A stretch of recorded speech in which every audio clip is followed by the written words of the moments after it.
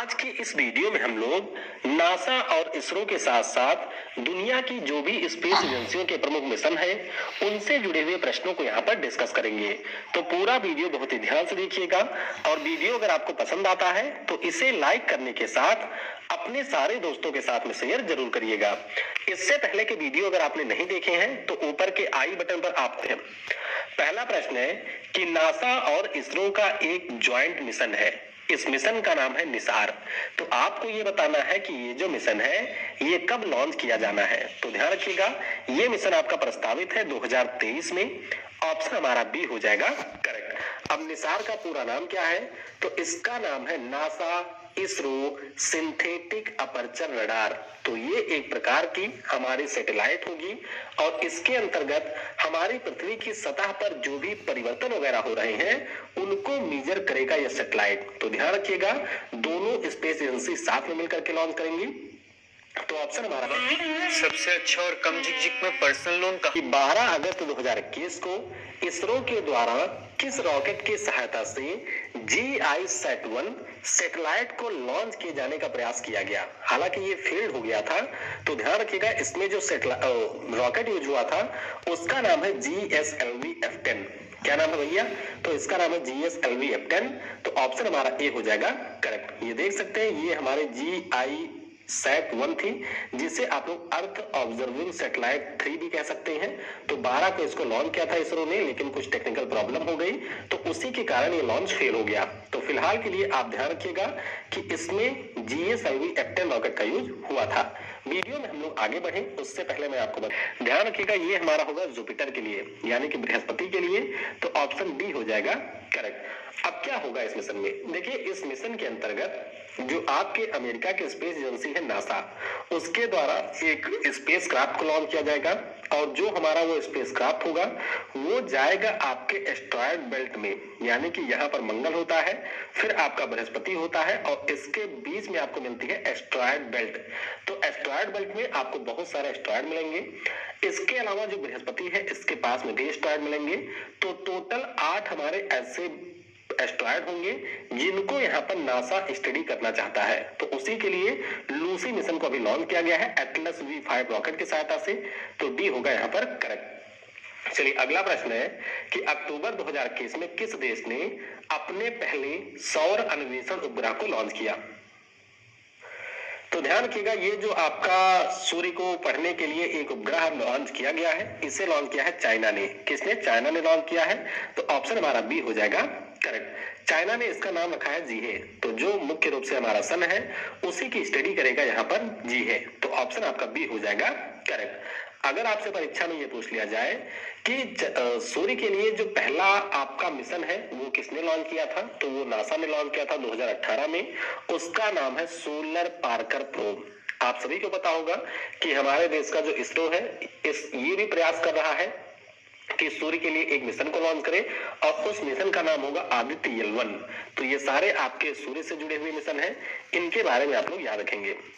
अगला प्रश्न है कि जून 2021 में किस स्पेस एजेंसी के द्वारा शुक्र ग्रह के लिए इनविजन मिशन लॉन्च करने की घोषणा की गई? तो इनविजन जो मिशन है ये आपके होगा यूरोपियन स्पेस एजेंसी का।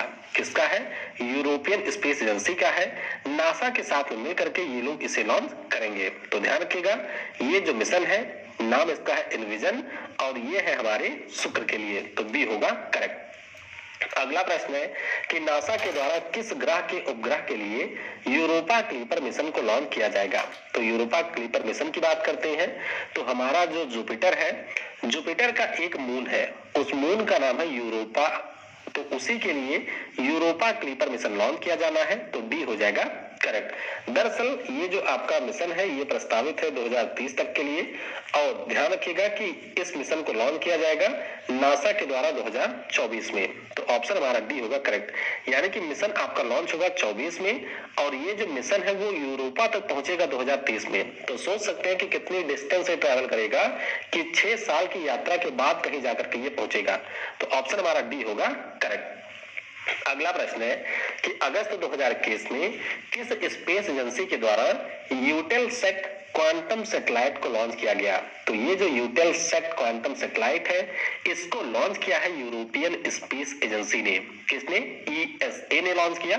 तो ऑप्शन हमारा डी हो जाएगा करेक्ट। तो मुख्य रूप से ये जो हमारी सैटेलाइट है, इसको फ्रेंच गुयाना से लॉन्च किया गया है और ये आपके विश्व की पहली वाणिज्यिक रीप्रोग्रामेबल सैटेलाइट है। यानी कि अगर हमने इस सैटेलाइट को लॉन्च किया है तो धरती से जो इसका फंक्शन है उस वगैरह को हम लोग यहीं से चेंज कर सकते हैं। तो इसीलिए ये काफी ज्यादा महत्वपूर्ण है। ऑप्शन डी होगा करेक्ट। अगला प्रश्न है कि जुलाई 2021 में किस बिलियनियर ने न्यू शेफर्ड रॉकेट एरोप्लेन से स्पेस की यात्रा की है? तो ध्यान रखिएगा, इनका नाम है जेफ बेजोस। क्या नाम है? जेफ बेजोस नाम है इनका। अमेजन कंपनी के ये मालिक हैं। डी हो जाएगा यहाँ पर करेक्ट। अब इसमें ये टोटल 4 लोगों को लेकर के गए थे स्पेस में घुमाने। ध्यान रखिएगा, इस दौरान एक बहुत ही महत्वपूर्ण रिकॉर्ड भी बना है। वो क्या है? तो एक हमारे व्यक्ति है जिनका नाम है वैली फंक। तो वैली फंक स्पेस में पहुंचने वाले सबसे वृद्ध व्यक्ति बन गए हैं। और एक है ओलिवर डीमन, इनकी एज है मात्र 18 साल। तो ये बन गए हैं सबसे युवा जो कि स्पेस में पहुंचे हैं। तो ये दोनों रिकॉर्ड भी बने हैं। ध्यान रखिएगा, ऑप्शन डी होगा करेक्ट। अगला प्रश्न है कि मई 2021 में किस स्पेस एजेंसी ने चंद्रमा की सतह पर पानी की खोज करने के लिए वाइपर मिशन लॉन्च करने की घोषणा की? तो ये जो वाइपर मिशन है, ये भी होगा नासा का। किसका है? नासा का है। तो ऑप्शन हमारा ए हो जाएगा करेक्ट। ये देख सकते हैं, वाइपर का नाम है वोलाटाइल्स इन्वेस्टिगेटिंग पोलर एक्सप्लोरेशन रोवर। तो मुख्य रूप से नासा इसको 2023 में लॉन्च करने की योजना बना रहा है। इसमें ये लोग एक मोबाइल रोबोट भेजेंगे और ये जाकर के खोजेगा पानी। तो ऑप्शन ए हो जाएगा करेक्ट। अगला प्रश्न है कि मई 2021 में यूएलए ने किस देश के स्पेस फोर्स के लिए SBIRS GEO-5 missile warning satellite को लॉन्च किया है? तो ध्यान रखिएगा, इसको लॉन्च किया गया है अमेरिका के लिए। ऑप्शन हमारा ए हो जाएगा करेक्ट। यूएलए का मतलब होता है यूनाइटेड लॉन्च अलायंस। तो इसने अभी एक यहाँ पर सैटेलाइट को लॉन्च किया है। मुख्य रूप से ये जो आपकी सैटेलाइट होगी, मान लीजिए अगर किसी देश की तरफ से कोई मिसाइल वगैरह फायर कर दिया जाता है अमेरिका की तरफ, तो उसके बारे में ये सैटेलाइट करेगा चेतावनी। तो ध्यान रखिएगा, ऑप्शन यहाँ पर ए अमेरिका हो जाएगा करेक्ट। अगला प्रश्न है कि वर्ष 2021 के अंत तक किस स्पेस एजेंसी ने लकड़ी के सैटेलाइट लॉन्च करने की घोषणा की? अब ध्यान आपको ये रखना है कि पिछले साल के लास्ट में, यानी कि लगभग नवंबर दिसंबर के आसपास, जापान ने ये कहा था कि हम लकड़ी का सैटेलाइट लॉन्च करेंगे 2023 में। ठीक है, ये कहा था जापान ने कि हम लॉन्च करेंगे लकड़ी के सैटेलाइट। तो दरअसल जाक्सा आपकी पहले स्पेस एजेंसी थी, लेकिन यहाँ पर क्या हुआ कि अभी इस साल जो यूरोपियन स्पेस एजेंसी है, उन्होंने कहा कि भैया हम तुमसे पहले लॉन्च करेंगे। ठीक है, तो इन्होंने कहा है कि हम इसी साल लॉन्च कर देंगे, आप 2023 में करेंगे। तो ऑप्शन हो जाएगा यहाँ पर सी, यानी कि यूरोपियन स्पेस एजेंसी। ये देख सकते हैं, ये आपका सैटेलाइट होगा, फ्रीजा उडसैट इसका नाम है, और ये लॉन्च किया जाएगा इसी साल के अंत तक। अगला प्रश्न है कि नासा का जो हबल टेलीस्कोप है, इसने किस उपग्रह पर जल वाष्प की उपस्थिति का पता लगाया है? तो ध्यान रखिएगा, इन्होंने पता लगाया है अभी आपके गैनीमेड पर। गैनीमेड के बारे में पता होगा कि हमारे सोलर सिस्टम का ये सबसे बड़ा मून है। ठीक है, किसका है? तो ये है बृहस्पति का। तो नासा का जो हबल टेलीस्कोप है, इसके डेटा को अभी पढ़ा जा रहा था, उसी दौरान ये पता चला है। तो ऑप्शन हमारा ए होगा करेक्ट। अगला प्रश्न है कि नासा किस उपग्रह के लिए ड्रैगन फ्लाई मिशन लॉन्च करेगा? उपग्रह का मतलब मून है, ये सैटेलाइट नहीं। उपग्रह मतलब नेचुरल सैटेलाइट की बात हो रही है। तो ध्यान रखिएगा, ये जो ड्रैगन फ्लाई है, ये होगा आपके टाइटन के लिए। टाइटन, ध्यान रखिएगा, ये आपके सैटर्न का सैटेलाइट मतलब मून है, और इसी के लिए ड्रैगन फ्लाई मिशन को लॉन्च किया जाएगा जून 2027 में। तो इसके अंतर्गत नासा एक रोबोटिक रोटर क्राफ्ट भेजेगा। ऑप्शन हमारा ए होगा करेक्ट। अगला प्रश्न है कि अमेरिकी स्पेस एजेंसी नासा के आगामी जो चंद्रमा का मिशन है, उसका नाम क्या है? बहुत ही ज्यादा महत्वपूर्ण है, ध्यान रखिएगा। इस मिशन का नाम है आर्टेमिस। क्या नाम है? आर्टेमिस इसका नाम है। तो ऑप्शन यहाँ पर डी हो जाएगा करेक्ट। तो इसमें बहुत सारे देशों की स्पेस एजेंसियां हैं जो कि की मदद करेंगी नासा की, और इसकी सहायता से ये लोग इसे लॉन्च करेंगे सितंबर 2024 में। मिशन की खास बात क्या होगी? देखिए, नासा का प्रोग्राम कुछ ऐसा है कि हम लोग पृथ्वी से 2 व्यक्तियों को भेजेंगे चंद्रमा पर। अब ये दो व्यक्ति जाएंगे चंद्रमा पर, ये लगभग 1 हफ्ते रहेंगे। लेकिन इसकी सबसे खास बात यह है कि इस मिशन के अंतर्गत आपका प्रोग्राम ये भी है कि इस दौरान पहली महिला को भी चंद्रमा पर भेजा जाए। तो 2 में से एक संभवतः महिला होगी। तो ऑप्शन हमारा यहाँ पर हो जाएगा डी, आर्टेमिस मिशन इसका नाम है। अगला प्रश्न है कि वर्ष 2022 में किस देश के द्वारा सुपर बिट टेलीस्कोप लॉन्च किया जाएगा। तो ये जो सुपर बिट टेलीस्कोप है इसको भी लॉन्च करेगा अमेरिका। कौन लॉन्च करेगा? अमेरिका, यानी कि ऑप्शन डी हो जाएगा करेक्ट। सुपर बिट का मतलब क्या है? देखिए, सुपर बिट का मतलब होता है super balloon born imaging telescope. तो आप सभी को पता होगा कि अमेरिका का हबल टेलीस्कोप है जिसकी सेवा समाप्त हो चुकी है लगभग, या समाप्त होने वाली है। तो उसी को रिप्लेस करेगा ये आपका सुपर बिट टेलीस्कोप। तो प्रोग्राम ये है नासा का कि इसे हम लोग 2022 तक लॉन्च कर देंगे। तो ऑप्शन डी होगा करेक्ट। अगला प्रश्न है कि जुलाई 2021 में नासा के कैसनी अंतरिक्षयान ने किस उपग्रह पर मीथेन गैस का पता लगाया है। तो मीथेन गैस का जो पता है ये अभी लगाया गया है आपके टाइटन पर, यानी कि जो शनि का हमारा मून है उसके ऊपर इसका पता लगा है। तो ऑप्शन यहाँ पर बी हो जाएगा करेक्ट। ये देख सकते हैं आपका जो कैसनी वो है, क्या नाम है, कैसनी नाम का जो स्पेसक्राफ्ट है वो नासा के द्वारा लॉन्च किया गया था और इसी ने अभी यहाँ पर मीथेन गैस का पता लगाया है। इसके अलावा आप लोग ये भी ध्यान रखिएगा कि जो हमारा सैटर्न प्लैनेट है उस पे एक और आपको मून मिलेगा जिसका नाम है एन्सेलेडस। तो नासा के द्वारा यहाँ पर यह भी बताया गया कि जो एन्सेलेडस है यहाँ पर शायद आपको लिक्विड ओशियन भी देखने को मिलेगा। तो ये भी ध्यान रखिएगा, ऑप्शन बी होगा करेक्ट। अगला प्रश्न है कि इसरो के द्वारा जो पहला मानव सहित अंतरिक्ष मिशन है इसको किस वर्ष लॉन्च किया जाना प्रस्तावित है। तो आप सभी को पता होगा मिशन का नाम है गगनयान और ये लॉन्च होगा संभवतः 2022 में। ऑप्शन हमारा बी हो जाएगा करेक्ट। तो ध्यान रखिएगा कि इसरो ने अभी आपके व्योमित्र नाम का एक हाफ ह्यूमनॉइड रोबोट बनाया है पिछले साल। तो पहले हम लोग 2021 में उसको भेज करके टेस्ट करेंगे कि क्या मतलब सारी चीजें ठीक ठाक है। फिर हमारी कोशिश होगी कि 2022 के लास्ट तक हम लोग अपने देश से इंसानों को पहली बार भेजेंगे स्पेस में। मिशन का नाम है गगनयान। ऑप्शन आपका बी होगा करेक्ट। अगला प्रश्न है कि भारत किस देश के साथ मिलकर शुक्र ग्रह के लिए एक मिशन लॉन्च करेगा। तो ध्यान रखिएगा मिशन का नाम होगा शुक्रयान 1 और इसमें हमारे देश की सहायता करेगा फ्रांस। तो वीनस के लिए हमारा ये पहला मिशन होगा। ऑप्शन यहाँ पर बी हो जाएगा करेक्ट।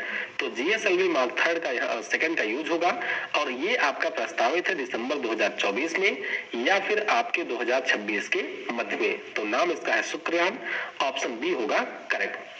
अगला प्रश्न है कि भारत के द्वारा जो चंद्रमा के लिए चंद्रयान 3 मिशन है ये किस वर्ष के लिए प्रस्तावित है। ध्यान रखिएगा आप लोग कि जो हमारा चंद्रयान 2 था आप सभी को पता होगा कि जिस पर्पज से हमने उसको लॉन्च किया था वो हम अचीव नहीं कर पाए थे।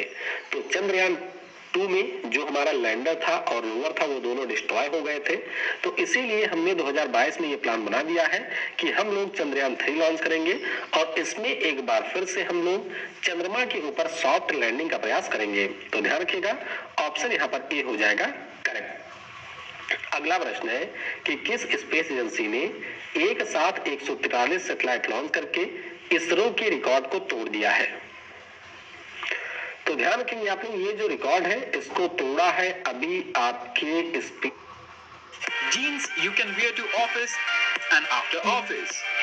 Find the jeans you are looking for at prices starting from SpaceX ने, ठीक है, मैंने आपको बताया था कि 15 फरवरी 2019 में 2017 में इसरो जो है उसने 104 को लॉन्च कर दिया था। ठीक है, तो उसी का ये रिकॉर्ड था जिसको अभी तोड़ दिया है SpaceX ने।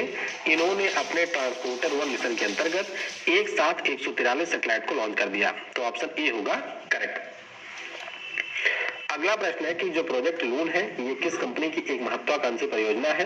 ध्यान रखिएगा ये आपके अल्फाबेट की है जो कि गूगल की पेरेंट कंपनी है। अब इस मिशन में क्या था, तो जैसे आपने पढ़ा होगा स्टारलिंक के बारे में जो कि आपके एलन मस्क का प्रोजेक्ट है जिसमें वो लोग 12,000 सैटेलाइट लॉन्च करेंगे और पूरी दुनिया में इंटरनेट पहुंचाएंगे।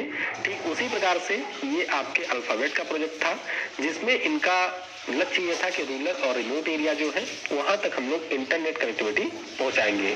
फिलहाल ये आपका न्यूज में इसलिए आ गया इस साल क्योंकि अब अल्फाबेट ने ये कहा है कि घाटा हो रहा है शायद मेरा इससे, तो इसीलिए हम लोग इसे कर देंगे बंद। तो ऑप्शन सी हो जाएगा करेक्ट। अगला प्रश्न है कि अप्रैल 2021 में किस देश ने अपने मंगल ग्रह के रोवर का नाम जो है वो रखा है जुरोंग। तो ध्यान रखिएगा, मंगल ग्रह का जो रोवर है ये है चाइना का। किसका है? चाइना का है। तो ऑप्शन डी हो जाएगा करेक्ट। ये देख सकते हैं इसी साल मई में आपके चाइना का जो रोवर है इसने मंगल के ऊपर लैंडिंग की है और इसका नाम है जुरोंग। इसे होक्सिंग भी कहा जाता है जिसका मतलब होता है अग्नि तारा। तो ऑप्शन डी होगा करेक्ट। अच्छा ध्यान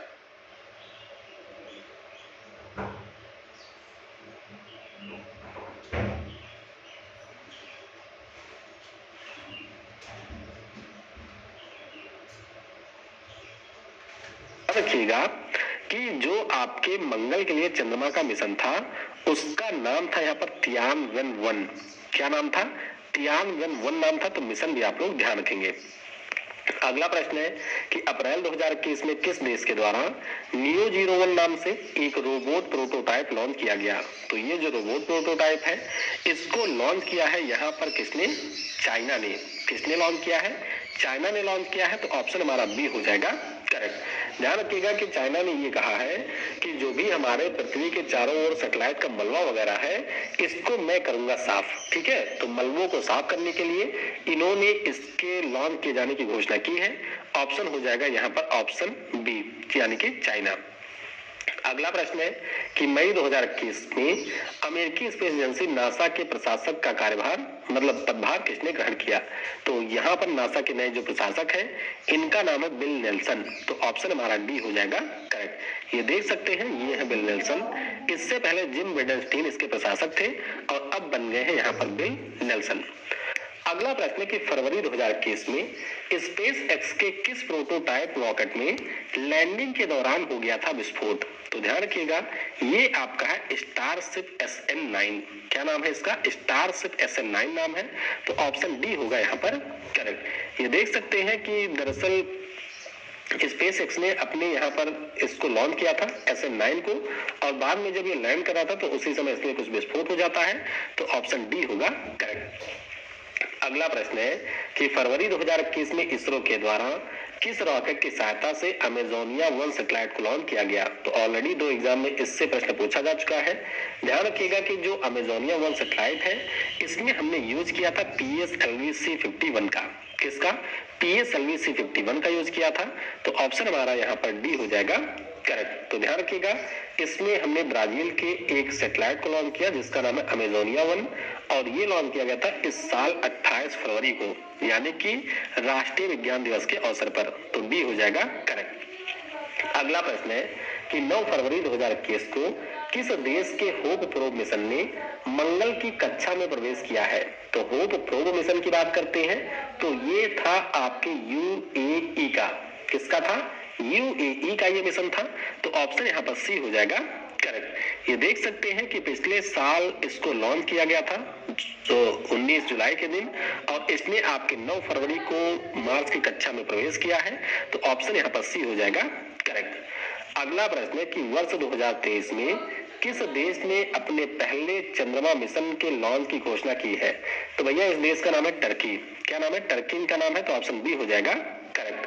तो दरअसल टर्की ने अभी ये कहा है कि हम लोग भी चंद्रमा के ऊपर अपना मतलब एक मिशन वगैरह भेजेंगे 2023 तक और इन्होंने ये भी कहा है कि हम लोग रोवर वगैरह भी भेजेंगे 2030 तक। तो ये घोषणा की है फिलहाल टर्की ने। बी हो जाएगा करेक्ट। अगला प्रश्न है कि जून 2021 में नासा ने किस ग्रह के लिए 2 मिशन डाविंसी प्लस और वेरिटास लॉन्च करने की घोषणा की। तो ये जो दोनों मिशन है ये आपके होंगे वीनस के लिए।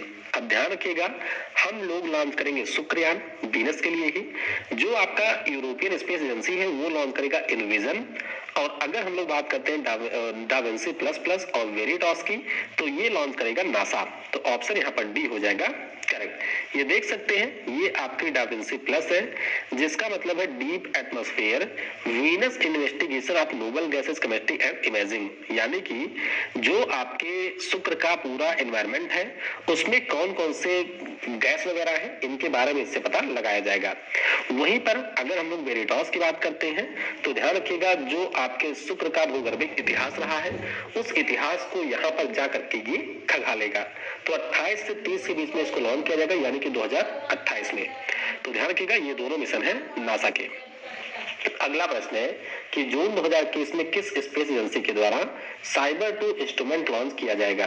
तो ये जो आपका लॉन्च हुआ है इसे लॉन्च किया है यहाँ पर नासा ने। हालांकि ये जो आपका पूरा मिशन था इसको यूरोपियन स्पेस एजेंसी ने भी प्रायोजित किया था। तो दोनों एजेंसियों ने मिलकर के इसको लॉन्च किया। नाम इसका है कॉस्मिक इंफ्रारेड बैकग्राउंड एक्सपेरिमेंट 2। आप सभी ने ये पढ़ा होगा कि जो हमारी आकाश गंगा है, हमारी आकाश गंगा में 100 अरब तारे हैं ऐसा माना जाता है। तो ये जो साइबर 2 इंस्ट्रूमेंट होगा ये जाएगा और आपके आकाश गंगा में ताराओं की गणना करेगा। समझ गए? तो ऑप्शन ए हो जाएगा करेक्ट। अगला प्रश्न है कि जून 2021 में चाइना ने सेंजाओ 12 ह्यूमन मिशन के अंतर्गत कितने एस्ट्रोनॉट को स्पेस में भेजा था। तो इन्होंने टोटल भेज दिया था 12 को, सॉरी इन्होंने टोटल भेजा था 3 को। ठीक है, मिशन का नाम भले 12 है लेकिन इसमें 3 लोग गए थे। तो ऑप्शन हमारा सी हो जाएगा करेक्ट। ये देख सकते हैं ये 3 लोग उस समय गए थे, हालांकि लौट करके अब ये लोग वापस भी आ चुके हैं। गए किस लिए थे तो ध्यान रखिएगा आप लोग कि जैसे इंटरनेशनल स्पेस स्टेशन है उसी प्रकार से चाइना अपना अलग स्पेस स्टेशन बना रहा है। तो उसका नाम है तियोंगोंग। तो तियोंगोंग स्पेस स्टेशन में कुछ मतलब सामान वगैरह ले जाकर सेट करना था, तो उसी के लिए ये लोग गए थे। तो सी होगा यहाँ पर करेक्ट। अच्छा, ये तो साइबर 2 मैंने करा ही दिया है, ये ध्यान रखिएगा, ये आपका है। अगला है कि अप्रैल 2021 में किस स्पेस एजेंसी के द्वारा सील्ड्स मिशन को सफलतापूर्वक लॉन्च किया गया। तो ये जो सील्ड्स मिशन है ये भी है नासा का। किसका है? नासा का है। तो सी हो जाएगा करेक्ट। देख सकते हैं कि सील्ड्स का पूरा नाम है spatial heterodyne interferometric emission line dynamics spectrometer.